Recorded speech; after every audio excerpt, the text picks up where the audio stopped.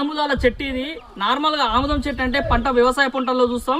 మనిషి అడుగు వరకు పెరిగి గంకులు పడ్డ తర్వాత పంటను కోసి మనం గింజలు వేరు చేసుకొని మార్కెట్ లో అమ్ముకుంటాం. కానీ ఇది నార్మల్ ఆముదం చెట్టు కాదు, ఇది ఎర్ర ఆముదాలు అంటారు. ఎర్ర ఆముదం చెట్టు ఇది. దీని స్పెషాలిటీ ఏంటంటే నార్మల్ గా యాప చెట్టు పెరిగినంత పెద్దగా పెరుగుతుంది. మాను దాదాపు ఇంతలా ముద్దులాగా ఏర్పడే పెరిగేటువంటి చెట్టుగా చెప్పుకోవచ్చు.